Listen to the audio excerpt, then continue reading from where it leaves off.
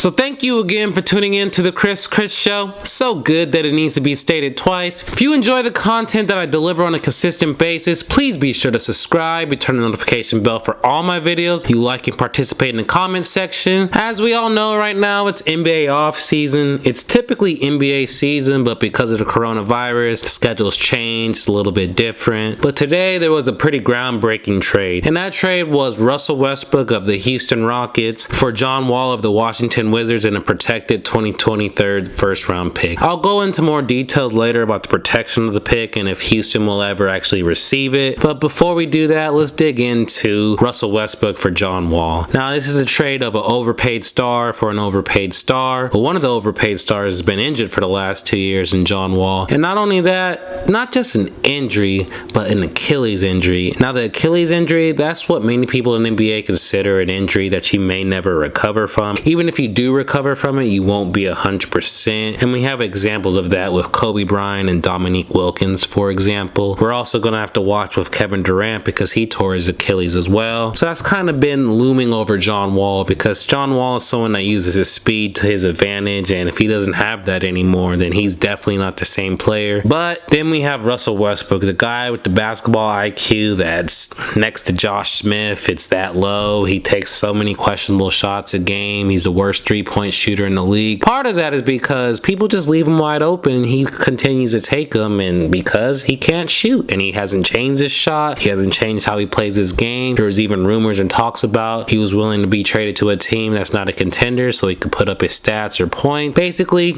he's not someone you're going to win with. He's not someone that's going to be part of the championship team. We saw that pretty clear when him and Kevin Durant were not able to win it all. It was the end of the game or crunch time and he's demanding the ball, not Kevin Durant, one of the best shooters that's ever lived. So it just lets you know where Russell Westbrook is at mentally, and it's not where you want to be trying to win a championship. Now, there was talks about whether or not James Harden was going to be traded. There were a lot of things linking him to Brooklyn. You know, he wanted to have a three-star trio with him, Kyrie, and Kevin Durant. I always knew that was, we'll see if that happens. But now we have a pretty clear picture of what the Rockets are trying to do. To me, it looks like the Rockets are going to try and give James Harden one more year, see maybe he'll be happy after we let things boil over. You have a new point guard. They actually added a big man, Christian Wood, in free agency. They brought in DeMarcus Cousins. So it's a different team. Maybe James Harden will be more receptive to this team and willing to try it out. Mike D'Antoni's not there, so they're not going to build the offense just through him. So I think that Houston is trying to mitigate the damage and see maybe we can keep our star happy. And if not, then trade him in the offseason when they still have 2 years of control. Because that's the thing is, the Rockets have nothing but the power when it comes to James Harden. He wanted to sign for his max contract and get paid. Now he'll be traded whenever they want to trade him, not when you want to be traded. And that's kind of how that is. And also, before I talk about the protection and how that transpires into this deal, let's talk about another big loser in this deal. And that person is Bradley Beal, because now he has to play with Russell Westbrook. After the last 2 years of Bradley Beal establishing himself as an efficient scorer that can be an all-star, he's now going to have to share the load with Russell Westbrook. I honestly would not be surprised to hear Bradley Beal's camp talking about how unhappy he is and he wants to demand a trade. He wants to get out of Washington because him and Russell Westbrook, it's not going to work. Both of those guys need the ball in their hands to be able to score, and we all know Russell Westbrook is going to be less efficient than Bradley Beal, so I don't see that duo working anytime soon. So I'll pay attention to Bradley Beal. I'd probably see him trying to get out. Now let's talk about the full details of the trade. So instead of me just trying to talk to you about it, let's just read about the protections real quick. So the protection on the first round pick that the Wizards traded to Houston in the Russell Westbrook John Wall trade. In 2023, it's lottery protected. In 2024, it's top 12 protected. In 2025, it's top 10 protected. And in 2026, it's top 8 protected. And in the unlucky circumstance that Houston was not able to ever meet those protections, then they will be given 2 second-round picks in 2027. So with knowing the protection on the pick, I would still say Houston is the winner in this deal. Just because they're getting rid of Russell Westbrook, they're getting a first that could potentially be a top 15 down the line, or top 12, or top whatever it is with the protections. I feel like Houston will eventually see that pick before it becomes a second-round pick. Whether that's 2025 or 2026, we'll see. And then, like I said, we still have to watch to see if John Wall can be back or not. Because if John Wall even comes back to 80 or 90%. I'd rather have that John Wall than Russell Westbrook that's going to take terrible shots and ruin the momentum and just ruin the team chemistry. So I've been doing a lot of analysis on this trade, but I want to hear what you guys feel. Do you agree with me? Do you think Houston Rockets won this trade? Or are you one of the people that's actually a believer in Russell Westbrook and he's going to do some good things in Washington? Or are you kind of agreeing with me? He's a low basketball IQ player. You're not going to win with him. Getting rid of him off your roster and trying to keep James Harden happy is the way to go. Also, do you think Bradley Beal is going to demand a trade now that he has to play with Russell Westbrook? How do you feel about James Harden? Do you think he's going to stay a year, or is he going to still try and push his way to Brooklyn? There's just a lot of things that we need to keep an eye on and see what transpires over the course of the next months during the NBA season. But like I said, this was a pretty groundbreaking trade. Bad contract for bad contract, but this potentially could help Houston a lot more than it can help Washington. But as you know of Chris, I'm going to give you the news whenever the news is there, whether that's today, tomorrow, a week or two from now. That's why you need to make sure you subscribe. You have the notification bell turned on for all my videos. Don't forget to like and participate in the comment section. And if you enjoyed this video, share this video with your friends. This is Chris. I'm out this motherfucker.